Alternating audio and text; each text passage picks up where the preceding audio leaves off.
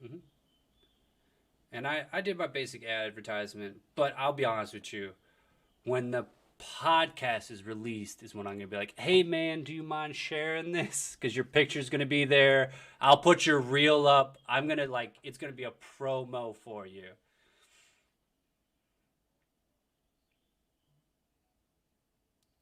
Yep.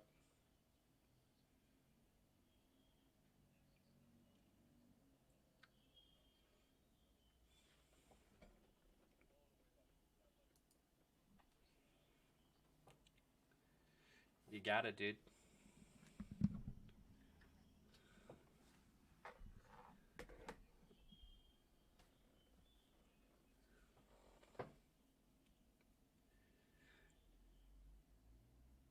I want to ask you about that on stream because I don't believe you for a second.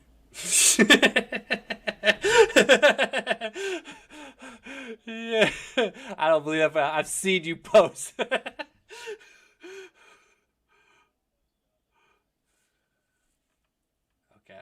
All right.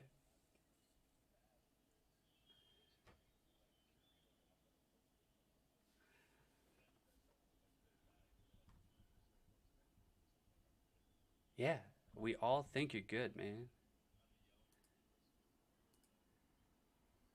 No, we all think you're good, dude. All right, this is recording. This is recording.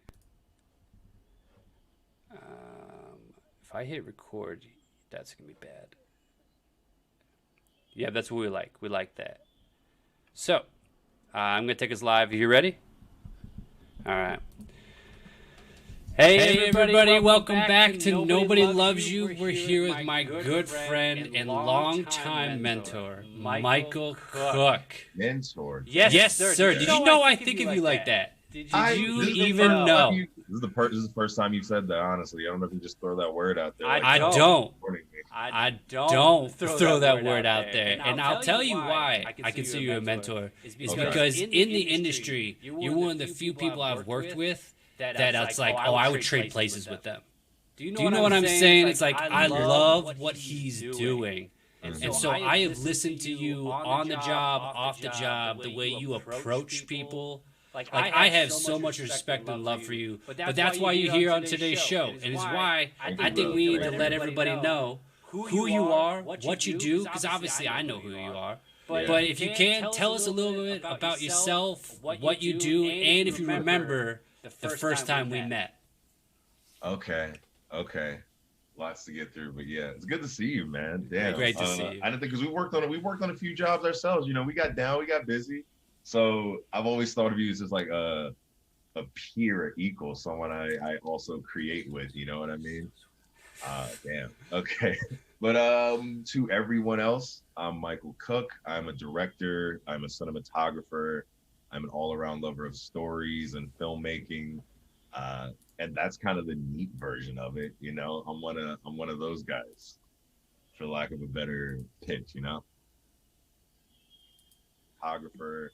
I'm an all-around love. Did I lose you? You're here, man. I was waiting to hear how we met. met. That's what I was waiting for. Double up on the question. I was like, is that it? No. So I was moving one of my tabs over, waiting to hear how we met.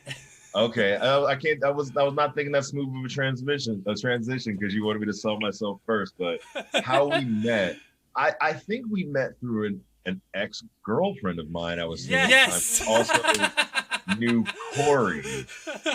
Yeah. I think that was the weird sort of arc of the universe right there. All right, brother. I never knew our lives would take us this far down on the journey together because I was living in a one-bedroom apartment with a mutual friend, Corey, and he tells me that his friend and her boyfriend need a place to crash in New York, and we had one air mattress between us and a computer on an egg crate. And I was like, I guess, man, if they want to come stay. Those hustle days, man. Like I think like at the time she's a hairstylist, so we were up there doing some photo shoots. You know, like early hustle freelance days, just getting it in. Like we had a stylist up there, we shot some photos. Like Yeah, I think that was the main reason like we took that trip, you know, like that was a really early relationship for me. But yeah, you know, you're what, sub 23, you could sleep on anything. Hell, Yeah, you know, yeah. like You air got a mattress. blanket? I Hell brought a yeah, pillow.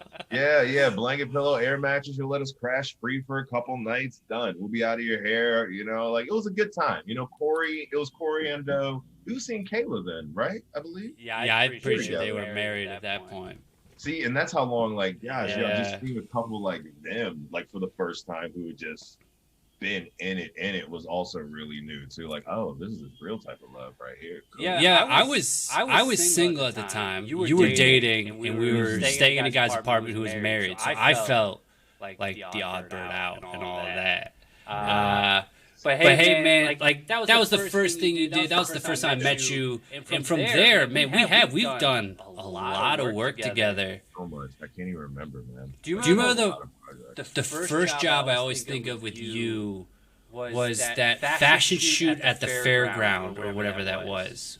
It was like the girl in the swing. Yeah, you know what I'm talking about? I know the one you're talking about. Yeah, that was for Arrow Clothing. Yeah, it was. It wasn't Coney Island. It was like north in the Hamptons where we were at. Yeah. That was one of my first like real jobs when I moved to New York. Because I just moved to New York that year. So like that was a big step up for me, like doing something like that. And I remember like calling you because at the time I was like, I need an AC. I knew you AC'd. You want to come do this thing with me out and sure. Yeah, I was like, I guess. Make a I think it was a solid rate. I think, you know, we made some money. And so, you know, but yeah. I still have that in my port. Like that shoot still gets brought back up as far as like references and stuff like that I shoot. Yeah, man. No, it was a good one. It was a great looking shoot, and that was the first time I think I got to experience your attitude on set, which is something I've always like really respected about you and how you handle yourself. Is you never like raise your voice. Everything's always with this very controlled. And I think that's one of my first questions for you. Is that always been a conscious thing for you in how you work and how you handle sets, or is that something you developed? I think I've always had that. Like I've always kind of gone to every shoot I've done where it's like, man, I'm so thankful I get to do this. I get to shoot some wonderful models and make some great images. Like all I've ever wanted to do was this. So it's never like anything that I feel. I was like, even the worst, I'll take my worst days on set over like doing this in any other job. You know, like it's not really, you're going to shoot it. You're going to finish it. All the issues that come up, all the, oh, this is the wrong lens, or, oh, or the model's running behind, or it's just like, this is amazing right here. Like, and it was a good vibe set too, you know what I mean? But it's always something I try to bring to every shoot. It's just like, we're having fun here. Everybody's a professional, you know, things will happen. And I'm sure you can get down with this too. Like, I'm one of those guys, like you put out that energy that you want to get back. Like, this is the tone, this is the pace that we're going to take this damn thing. No yelling, no screaming, none of that. This is cool. I remember an AD I worked with one time. Yeah. He was ex-military, and he said something I'll never forget. He was like, there are no problems on set. Just puzzles that need to be solved. And I've always took that to heart. It's like, that's the best way to look at it. Like, we don't need to be screaming at each other. Because this ain't a problem. Right? Brain surgery, we're not doing like legislation that's going to uplift, you know, disenfranchised communities. You know, we're not putting a man on the moon. Like, we're making pictures, dude. Right.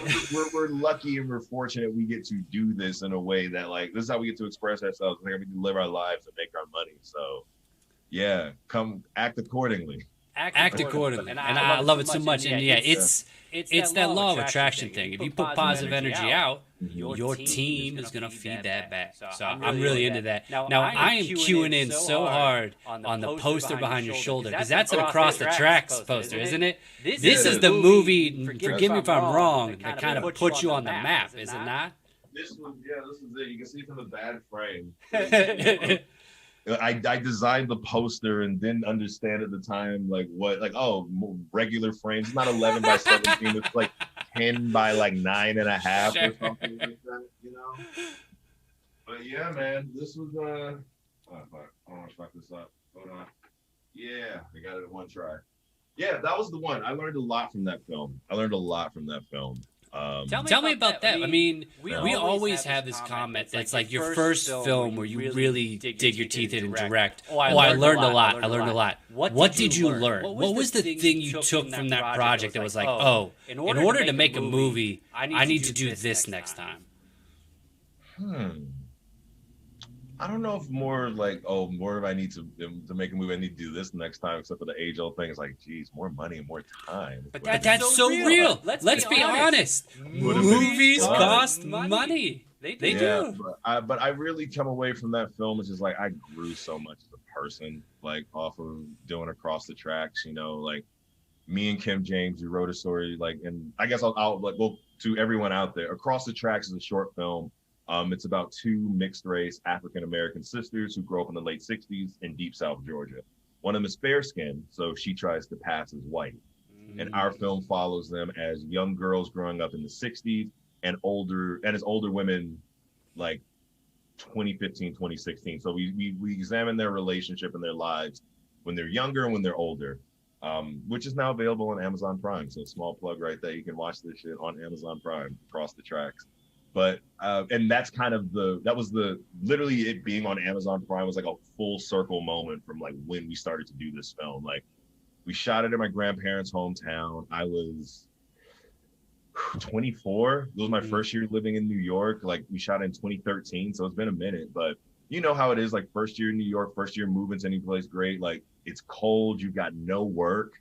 And me and my writing partner at the time, Kimberly James, great woman. She's like, Kim's like VP of HBO in Singapore right now. Jeez. Oh yeah, no, she's heavy hitting right now, but she's an amazing woman, amazing co-writer. She's white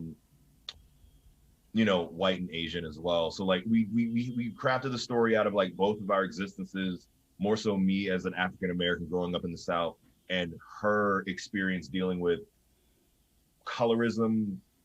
I guess you could say the identity of being biracial. And we're basically able to lay over that story into, not so much the brown paper bag test type of history that kind of is one of the nuanced portions of the South and just colorism and the intersection of race that we were really interested in exploring, because we weren't really looking to do Black pain or Black trauma. Like that wasn't our goal. Like we really wanted to kind of analyze a situation that there was like a small little nuance in history that wasn't really said. Like everything around that was like the civil rights movement and racism, but the real core of that was these two girls' relationship, So it went great. We won an Academy Award and we won the African Movie Academy Award. We won the César, the French Academy of Cinema, their short film and the award, and skip. It led us to our Amazon Prime deal. But yeah, I grew so much between 2014 and 2016 when we were like really heavy touring that film. Went around the world, met so many different people. The film festivals really got to understand like how the industry worked, and as a filmmaker, really kind of made you think and again take very seriously. Like, okay, this is how this movie is touching these people. The types of stories I tell matter, and I want to take. I want to take that seriously in the things that I create from here on out. So. I think you touched on something that's coming up a lot right now, especially when I work with like artists of color and even like producers of color, is how much of Black cinema is focused on the trauma. And how problematic that can actually be. And obviously, I don't want us to live here, but like, can you talk to that just for a moment? Because I know with your art, you've done an incredible thing where you are telling Black stories that are empowering, that sort of leave that trauma narrative not behind, but push through it. Yeah, I mean, again, I think it's kind of like, there's not really, I won't say it's like, there's not a, this is the answer, let's fix it there. Like, it's more so like a sphere with different gradients on it. Because on the one hand, you have where there are definitely more stories than Black trauma stories out there, but the ones that seem to get pushed to the top of the critically acclaimed blah, blah, blah, seem to all kind of stem from a trauma-based history with African Americans, specifically in America. And you would just like other stories that did not basically, we want to tell other stories, man. Like that's kind of the nuts and the bolts of it. Is like, I just don't want everything to be slave narratives. I don't want everything to kind of start with the idea of, hey, we could do this, but let's set it in the 60s when you guys were treated less than. So even taking that into account when we did Across the Tracks was something that we weren't not thinking about. And again, like how I grew as a filmmaker, you really realize quickly where like but a lot of the offers that were kind of coming at me after this film to do a feature, doing the first feature as a director, huge, important,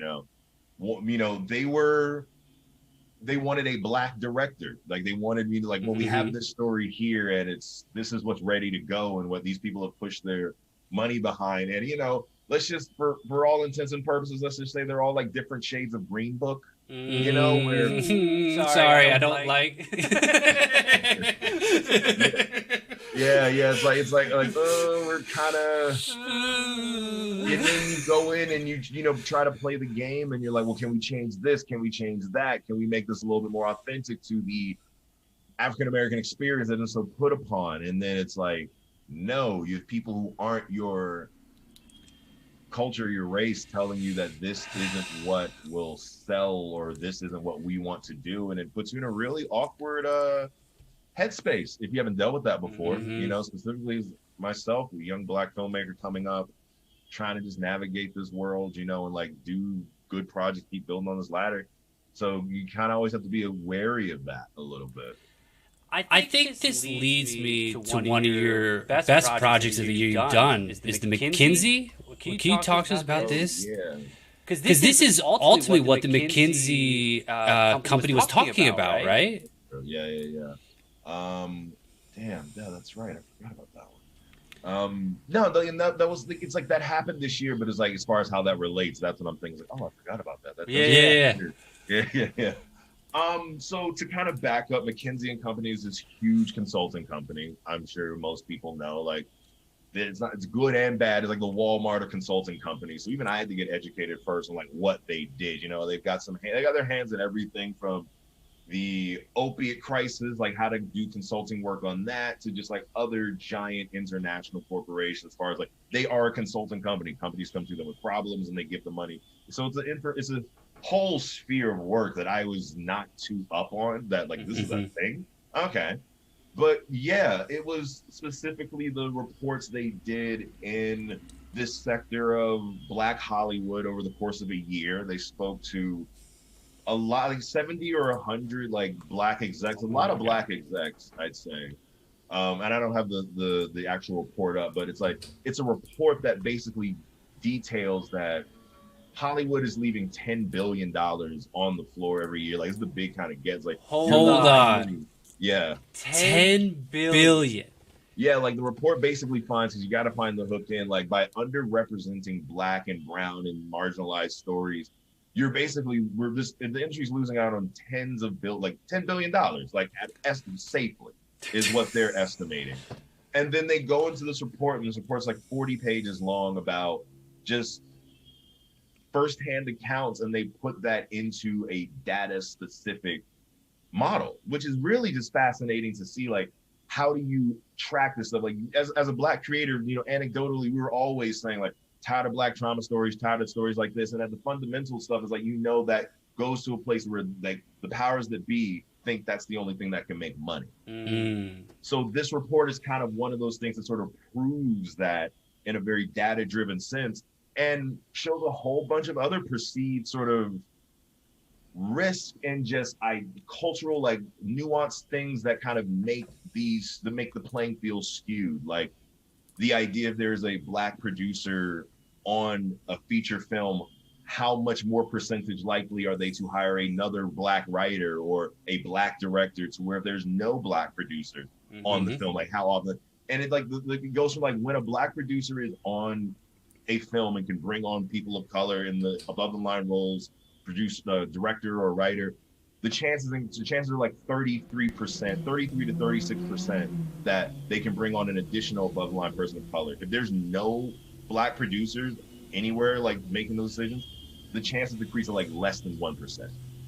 Like that's how much of the heavy lifting just one person of color does in an environment like this. Because like anything, you want to reach back and pull the people up that you know and work with the people that you know. And if you are a Black producer that has gotten that high up and you see the disparities already, you want to pull someone else up so they can kind of do the same, you know? So it's a really fascinating report first and foremost.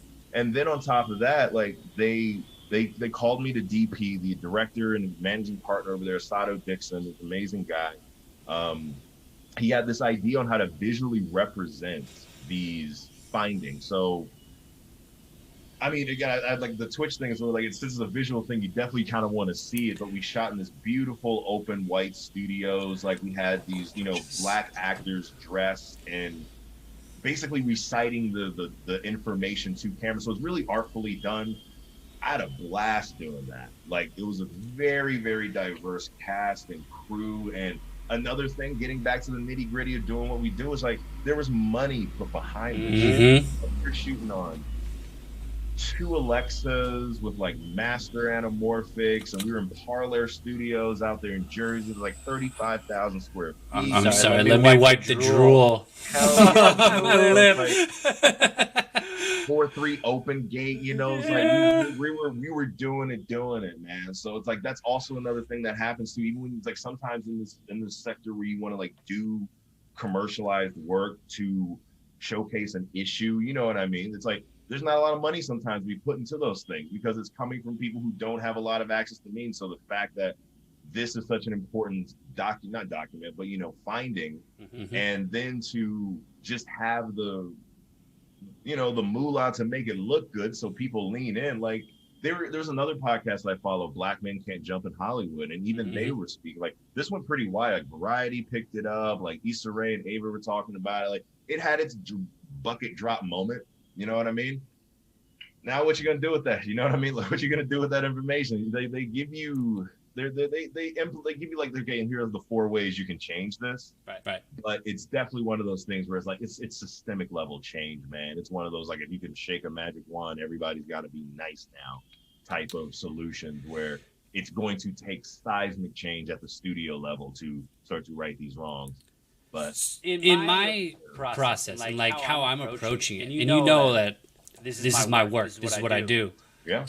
We gotta prove to the right people that it makes money.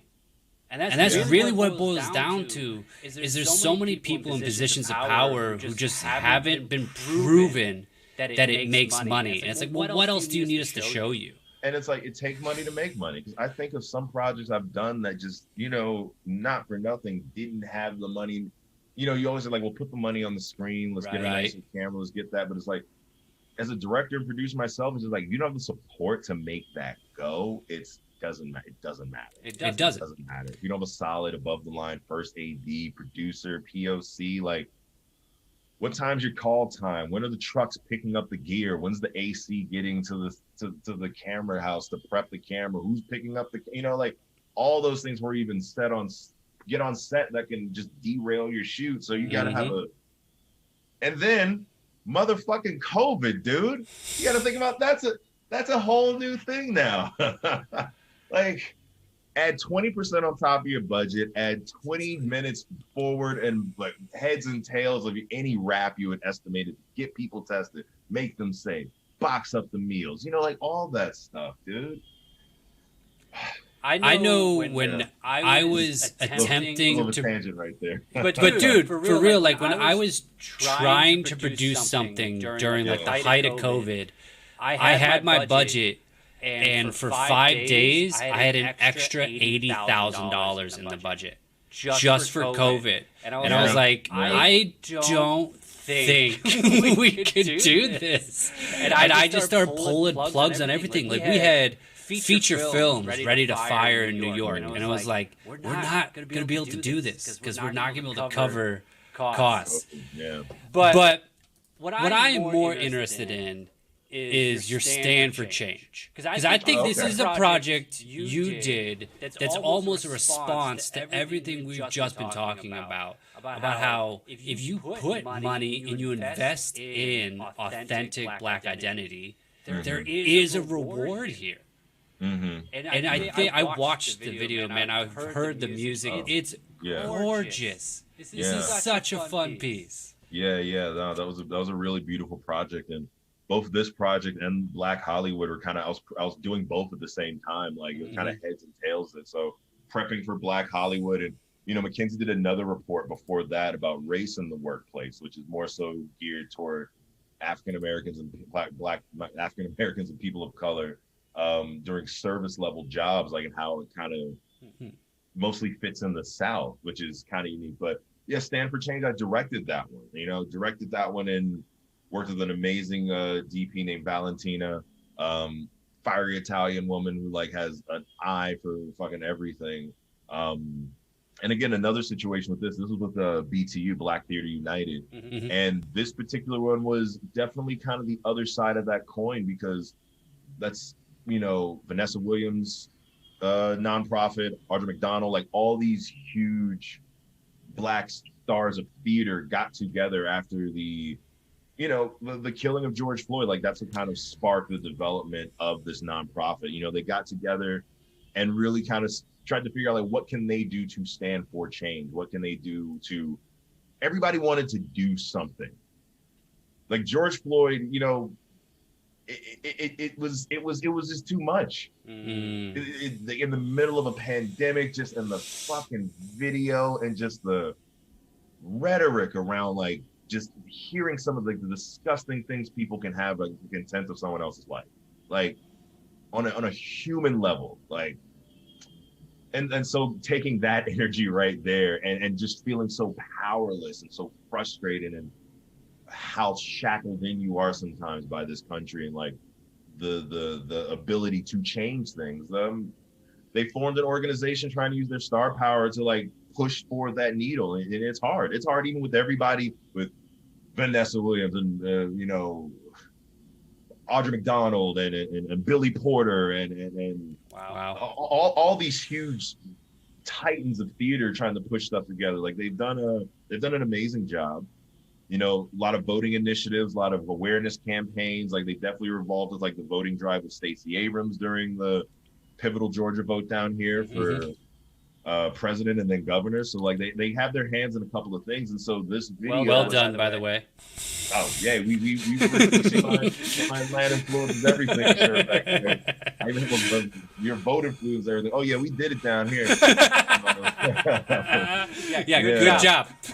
Yeah, that was a real fun thing. But yeah, I mean, then this video was like, it's an awareness campaign. We wanted to bring all of the founding members of this organization together and put a powerful video behind it that all of these guys could use to raise awareness in their own regards, like showcase that, hey, we are here, this is what we're doing. And they've been on a tear since then. So this particular video it had a lot of things that had to do, it was social justice, but it had a budget, but it also had to send a message, but it also had to work across multiple platforms. Like we went through probably, I don't know, 10 or 11 creatives by the time we kind of nailed down on this, like, and yeah, and at the end of the day, we realized like this is kind of the direction we wanted to take. It's like a powerful PSA that we could kind of showcase the talented members of BTU and then showcase their dedication, and like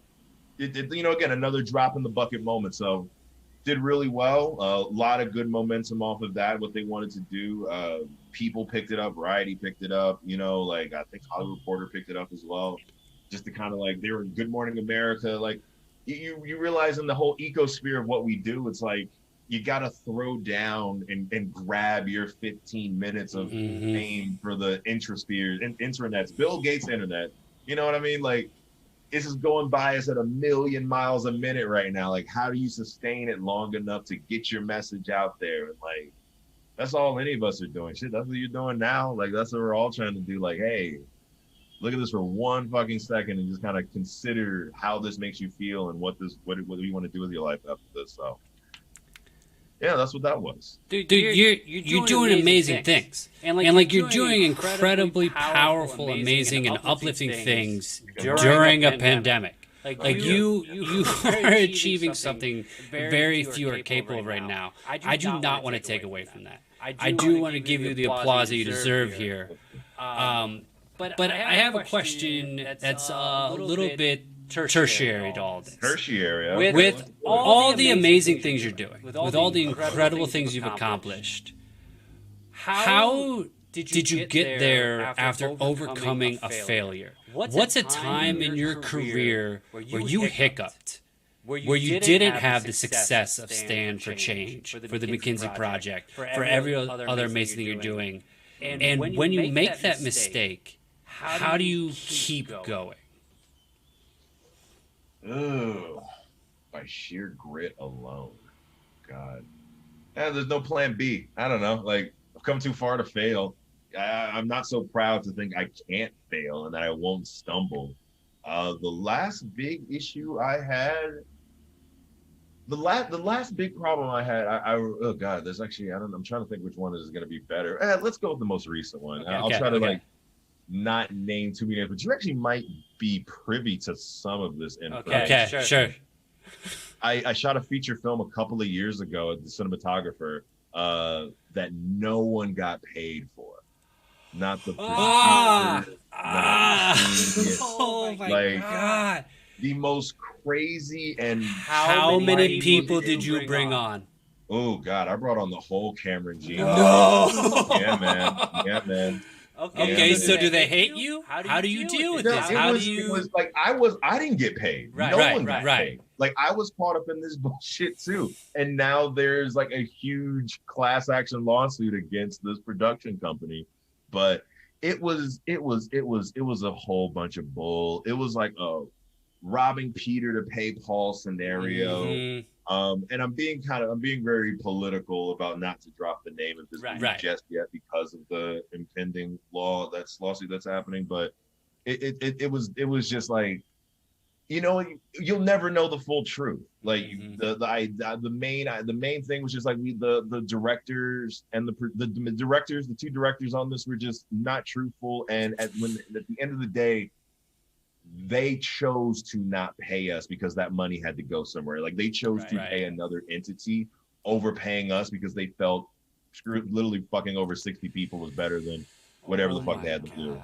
All right. So for all the other filmmakers and all the other artists listening right now, when did you know? When was the light bulb moment for you where you're like, oh, these guys are schmucks? We gave them a lot of grace. We gave them like a 1 month period where they were very adamant about I think they thought they could replace this money. Okay.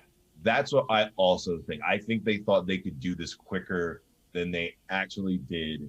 Gave them a month grace period, and after it was about 6 months, and then the director blocked a lot of people on Instagram. Like, directors started doing shiesty shit, like blocking people on Instagram, and then the people who were on her Instagram, like she was taking like vacations and stuff like that, and no one had heard from her, and the actors didn't know. Like one of the name talent, and then this got put on BET. Her got a distribution deal. Like it was one of those things. So it got bad. It got bad. But yeah, I think about it after the month, and then when the producers kind of started to turn as well, because the producers are trying to play middlemen as producers do, and they hadn't gotten paid. They're like, no, it's fine. But it was really the two directors that just kind of, you know what I mean? You chose not to pay people at the end of the day. You chose not to do a stop work. You chose to not even negotiate a lower rate. You chose to leave everybody holding the bag.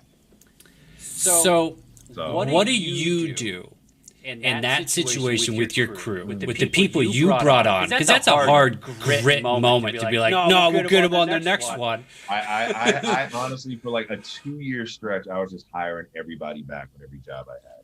Like, that's all I could do. Like, I was if someone needed some cash, I'd try to hold them over. You know, everyone was a pro at this. Like, and that's why there's a lot of people involved in the class action, because you try to do what you can. I definitely felt a huge responsibility to my cast because it hurt a lot of people, man. You know, like it was a 2-week feature. I got screwed out of some money. Like I know, like further down the line, like the PAs, the folks who are just trying to work, like they can't afford to take a hit like that. Yeah. You know, So you just try to like help those who you can in this situation and grit through it. But yeah, like it's still an ongoing legal situation. You try to just pat it down, and like I said, hire as many of those guys back as I could on my other jobs. I kind of kept going like, you have to keep moving. Like I'm very fortunate that financially it didn't kind of fuck me up too much, but not for nothing. That would have been it definitely. You know what I mean? It's been a lot of money I didn't need to because I didn't get paid. Yeah. I think the biggest thing you're saying there is you just got to keep going, keep swimming. Got to keep swimming. Which let's talk happy things. What's next for you? What's on the horizon? What do you have cooking right now that you're excited about? Well, there is Freeman Hospitality. What's this? Tell us about Freeman Hospitality. I mean, I know a little bit, but let's tell our friends and family listening. I think you blessed us during our crowdfunding campaign. Oh yeah, I love Freeman Hospitality. I'll tell everybody listening, this project's going to be huge. I know. No, but Freeman Hospitality is kind of my follow-up to Across the Tracks, and the complete antithesis of what Across the Tracks was. I wanted to go back to Georgia and shoot something. I wanted to kind of be the arbiter of change, of not kind of focusing on Black pain and Black trauma. So I'm a huge sci-fi nerd, and that's where I kind of laid this next foundation for a story. It follows a Black family who are private security. They own a private security company. So paramilitary organizations, close quarter protections. It's a very sort of nuanced, very niche industry that I just got really, really into. Because you don't really think about the bodyguards and the people who are protecting the diplomats and the journalists too much. Like, you know, like honestly, like in a working class situation. So that's where we base this story. It's 2055. America's recovering from a second civil war. And this family who lives in the South runs this protection company where they're tasked with basically doing close quarter protection for a journalist while she comes to Georgia and interviews one of these giant warlords that's popped up in the aftermath of the Civil War. So we lifted a lot from, and this is kind of how weird and spooky this is, we lift a lot from just current events, what's happening, the state of things. And then COVID happened. Right. And it kind of mirrored our story, at least in a early sort of setup of how we got here.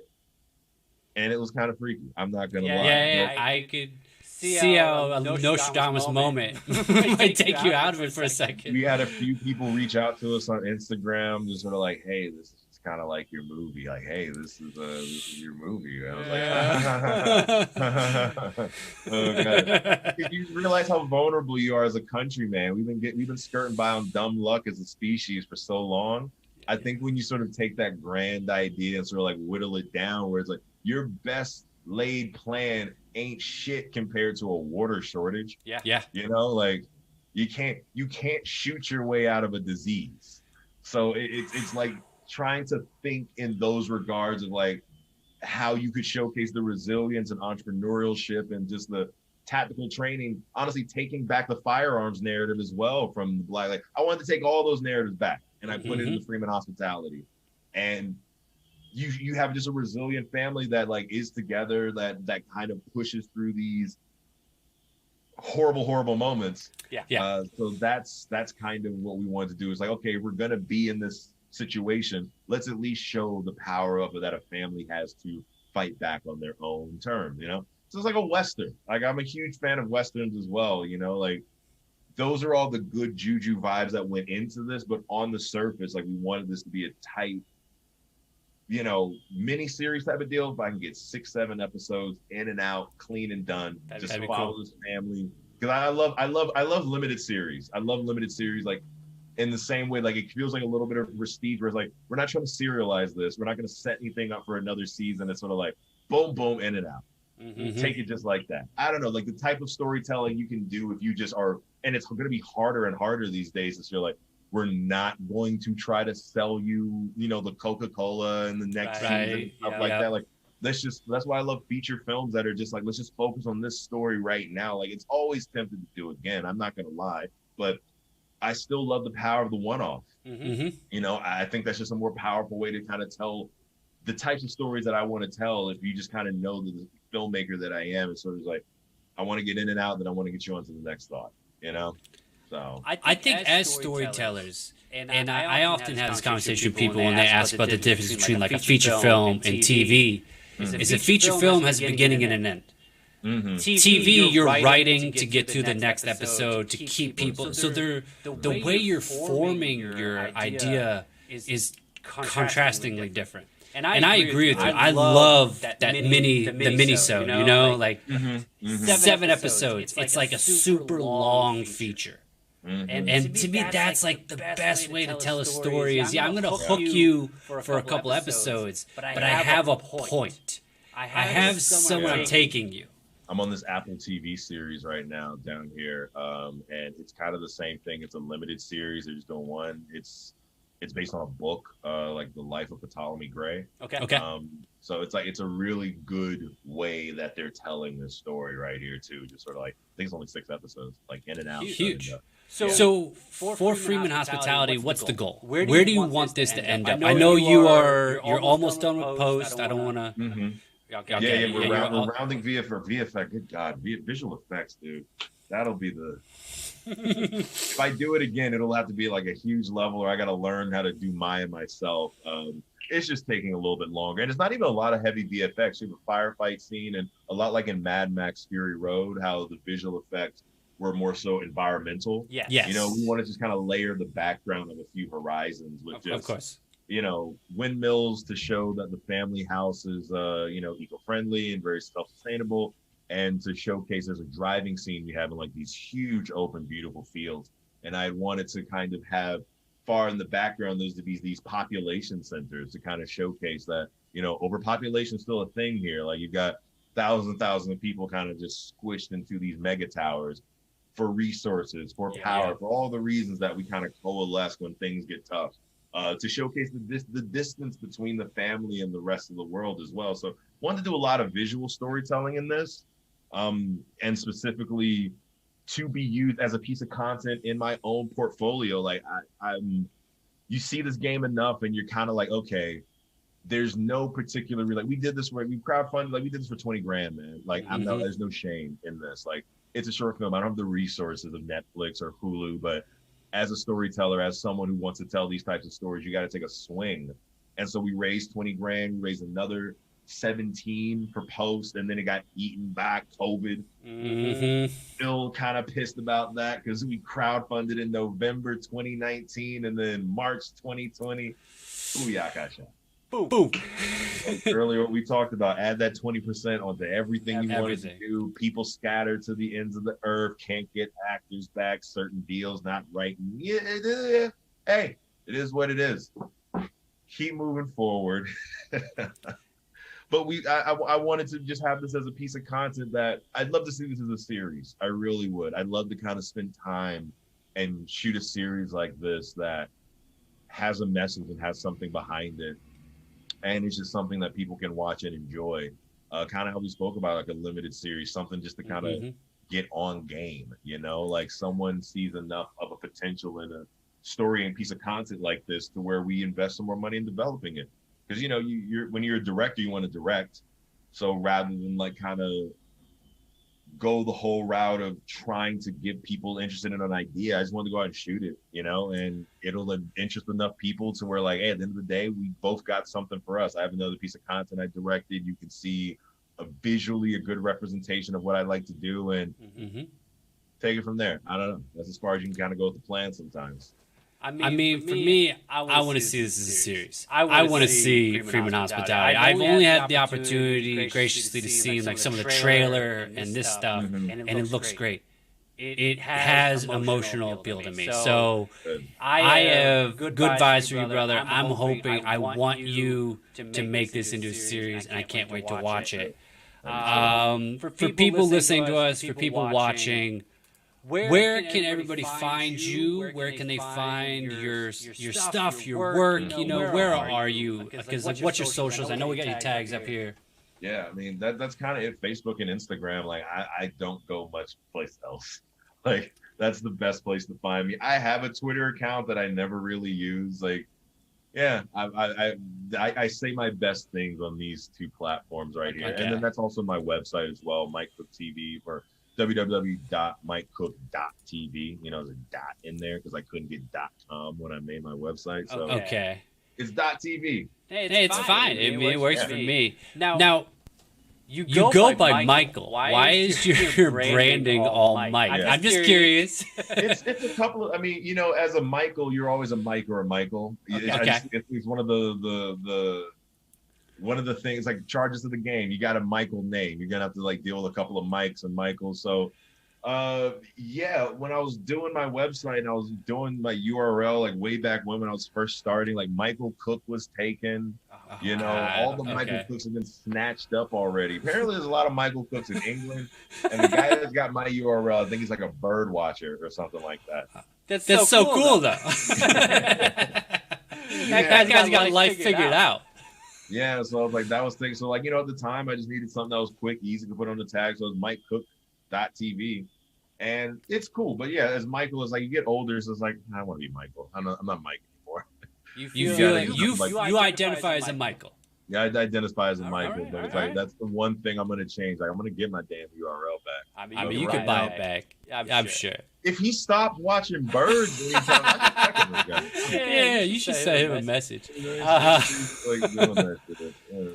Now, one thing we always ask people on the show, and I feel like you've touched on it a little bit, is for anybody who is interested in doing what you're doing or just being successful, what's your life philosophy? Is there something, a mantra you use to guide you in your day-to-day? What really makes you Michael? I mean, kind of going back to what we said, enjoy this shit, man. This is a great ride. Enjoy this. I like that. Yeah. Love the people around you. Like, don't get too caught up in like your pursuits. It's sort of like, yeah, you put one foot in front of the other, you'll get there. But it's like, make sure to like keep looking around too, and enjoy what you're doing. So you wake up every day wanting to enjoy it. Go on walks, stay healthy. You know, don't eat bullshit. Put some good food in you, and go to the gym every once in a while. Get those endorphins going. Yeah. It's hard for the people on the podcast to know how swole Michael is, but if you ever meet him in person. I say that as a hypocrite to myself, but it's more of a healthy thing rather than like, walking around like Jack Diesels and shit. It's sort of like, go sweat out. Sometimes you know what it is. Go for a run, go to the gym an hour, kind of clear your head. That's why I said endorphins rather than like train your suplexes and all that. Cool.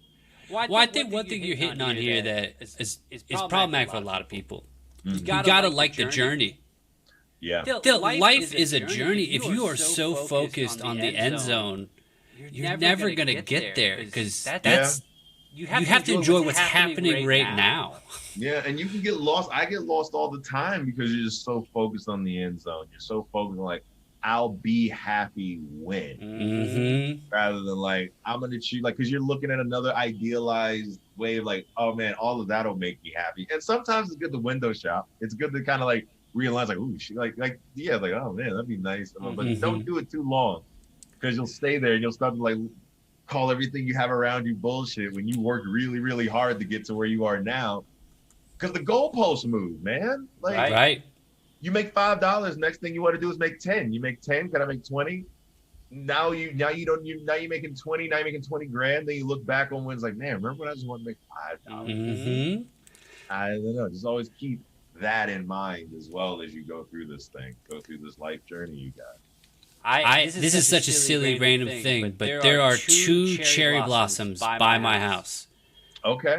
I go out frequently and just sit by them. You know what I mean? Like it's so silly. But the thing is, like, how often do you just stop and let the wind hit your face? Like, we're alive. We have money in our pockets. We're both doing what we love to do. That's what makes this journey so fun.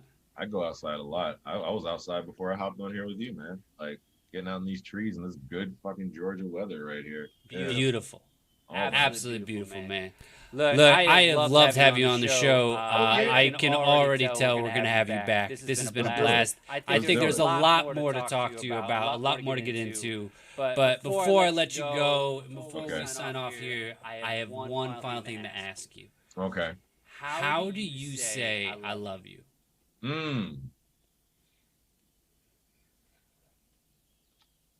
know, I mean, overly analytical with this. Okay, I think 3 ways. Okay. First and foremost. Okay. All right. First ways, I go right to the point. I say I love you. I was raised in a loving family. We say I love you all the time. You know, so I just tell people like, hey, I love you. You're cool. Second way I do it, do someone a favor, show someone a kindness. You know, like I show love through like the time I give to certain people who are third, put some money in their pocket, you know, like, hey, here's a $5 spot. Go ahead. You know, some good fella shit. It's like, hey, thanks for keeping those ice cubes cold. Like, here's some nothing says I love you like a little cash, like a little walking around money. So yeah. Michael Cooke, everybody. Thank you so much for being here today. I love that answer. I'm going to go put $5 in everybody's pocket today just to show some love and some charity. I wish you the best of luck on everything you're doing, and I cannot wait to see you again and give you a big hug. Just do it. I'm looking forward to just seeing all this come together too. You're doing amazing things over there, man. So thank you. Part of it. Thank you. Everybody